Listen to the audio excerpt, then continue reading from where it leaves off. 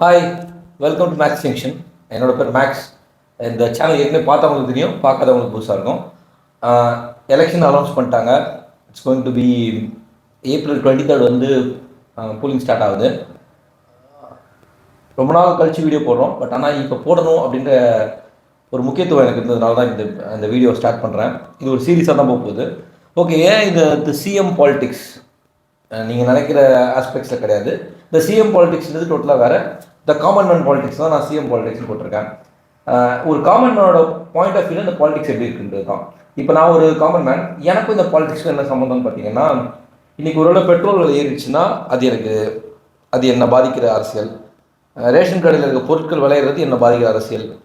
ஒரு சின்ன சின்ன விஷயம், ஸ்கூல் ஃபீஸ் எழுதினா கூட என்ன, அது எல்லாமே ஒரு அரசியல் தான். இப்போ நம்ம நினச்சோம் பெட்ரோல் விலைக்கும் ஸ்கூல் ஃபீஸ் பின்னாடி அரசியல்னா எல்லாத்துக்கு பின்னாடியும் அரசியல் இருக்குது. இதெல்லாம் பாதிக்கப்படுது யாருன்னு பார்த்தீங்கன்னா இந்த காமன் மேன் தான். சரி, ஓகே, இந்த டாப்பிக்குள்ளே போகும், நம்ம இந்த பாலிடிக்ஸ்குள்ளே போகலாம். இந்த எலெக்ஷனை பொறுத்த வரைக்கும் பார்த்தீங்கன்னு வச்சுக்கோங்களேன், இந்த வாட்டி நிறைய டிஃப்ரென்ஸ் வரும், நிறைய மாற்றங்கள் வந்து எதிர்பார்க்குறோம். ஓகே, ஃபர்ஸ்ட் என்னோட ட்ராவல் ஆஃப் இந்த பாலிடிக்ஸ் ட்ராவலை பற்றி நான் உங்களுக்கு ஜஸ்ட் ஷேர் பண்ணுறேன். நான் வந்து ஒரு 4-5 வாட்டி ஓட்டு போட்டிருப்பேன். ஆனால் இந்த 4-5 வாட்டியும் நான் இது வரைக்கும் ஒரே கட்சிக்கு ஓட்டு போட்டதே கிடையாது. நான் ஒரு வாட்டியும் ஒரு கட்சிக்கு தான் ஓட்டு போட்டிருக்கேன். ஏன் இந்த வாட்டி நடந்த கவுன்சிலர் எலெக்ஷனில் நான் பகுஜன் சமாஜ் கட்சி, அந்த யானை சின்னம், அவருக்கு ஓட்டு போட்டேன். ஏன் அந்த ஓட்டு போட்டேன்னா, எனக்கு அந்த கட்சியை சார்ந்தவர் வந்து அவரோட அப்ரோச் பிடிச்சிருந்தது. அவர் கொஞ்சம் இந்த ஏரியாவில் வந்து கொஞ்சம் நல்லா பண்ணுவாருன்றன்னு எனக்கு முன்னாடி தெரியும். அவரை கொஞ்சம் ஓரளவுக்கு சோஷியல் ஒர்க்கர் மாதிரினால அவர் போட்டேன். பட் அன்ஃபார்ச்சுனேட்லி அவர் ஜெயிக்கல. அது ஜெயிக்க மாட்டான்னு எனக்கு தெரியும். பட் ஆனால் எனக்கு அவர் சப்போர்ட் பண்ண தோணுச்சு.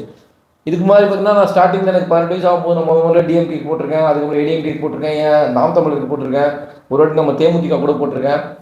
ஏன் சொல்ல வரேன் அப்படின்னா, இங்கே வந்து நம்ம மாதிரி காமன் மேன் யாருக்குமே வந்து பொலிட்டிக்கல்ன்றது வந்து அன்றாட வாழ்க்கை கிடையாது.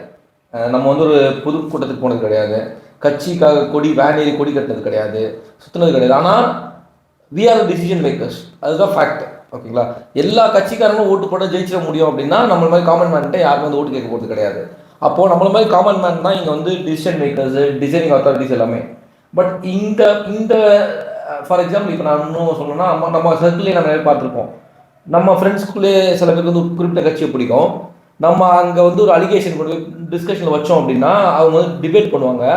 பட் நம்ம கண்டினியூஸாக நம்ம அலிகேஷன் இருக்கும்போது என்ன பண்ணுவாங்கன்னா, அதை அப்படியே விட்டுட்டு அவங்களுக்கு அதுக்கு அப்படியே ஆப்போனன்ட் கட்சிக்கு அவன் பண்ணானா, அவன் யோக்கியனா, அவன் என்னென்ன பண்ணான் பார்த்துருக்கியான்னு நம்ம அந்த ஆப்போனன்ட் கட்சிக்கு சப்போர்ட் பண்ணுறோம்னு நினச்சி நம்மளை வந்து காரணம் பண்ண ஆரம்பிச்சிருவாங்க. இது எனக்கு நடந்திருக்கு, மைபி கண்டிப்பாக உங்களில் பல பேருக்கு நடந்திருக்கும் இந்த மாதிரி ஒரு இன்சிடென்ட். ஸோ இந்த மாதிரி விஷயங்கள்லாம் வந்து ஒரு ஸ்ட்ரீம்லைன் பண்ணி நம்ம புரிஞ்சுக்கிறதுக்காக, ஒரு காமன் மேன் புரிஞ்சுக்கிறதுக்காக தான் இந்த ஒரு விஷயத்தை வந்து நான் இந்த எபிசோடாக ஸ்டார்ட் பண்ணுறேன். இதில் என்ன பண்ண போகிறோம் அப்படின்னா, ஒரு நாளும் ஒரு கட்சியை பற்றி பார்க்க போகிறோம். இப்போ எலெக்ஷனில் வர ஒரு கட்சிகள், அந்த கட்சிகள் வந்து என்னென்ன பண்ணிட்டு இருந்தாங்க, என்னென்ன பண்ணல, நெகட்டிவ் சைடு, பாசிட்டிவ் சைடு எல்லாமே. இது எல்லாமே பார்த்தீங்கன்னா ரொம்ப டெட்டாக அனலைஸ்டாக இருக்காது, ஒரு காமன் அனலிஸ்டிக்காக இருக்கும்.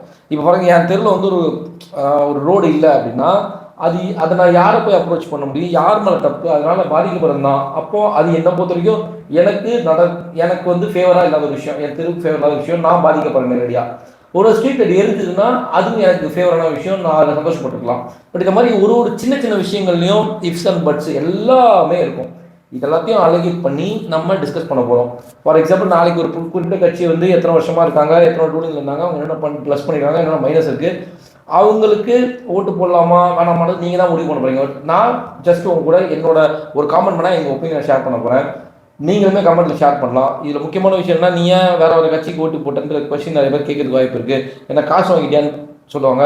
உண்மையிலே நான் காசு வாங்கினதில்லை, அது காசு வாங்கினதில்லைன்னு சொல்லுவாங்க. எனக்கு இது வரைக்கும் யாரும் கொடுத்ததும் இல்லை, அது எப்படி வாங்கணும்னு எனக்கு தெரியாது, யாரை போய் கேட்கணும்னு தெரியாது. இது வரைக்கும் என்னை தேடி காசு வந்ததும் இல்லை. ஆனால் சொல்லுவாங்க, இவங்க 1000 ரூபாய் கேட்டாங்க, 2000 கேட்டாங்க. அது யார் கொடுக்குறாங்க, யார் வாங்குறாங்க, அது எப்படி போகுது, ஏன் நம்மளால ஒரு மனுஷன் பச்சு கொடுக்க மாட்டாங்கன்றது எனக்கு தெரியாது. பட் அது ஆக்சுவலாக பார்த்தா என்னை பொறுத்த வரைக்கும் அது வந்து ஒரு ஃபிக்ஷன் பண்ணலாம். இது வரைக்கும் நான் கண்ணால் வந்து காசு இப்படி கொடுத்ததை பார்த்ததுலேயே என் கைக்கு காசு வந்ததில்லை.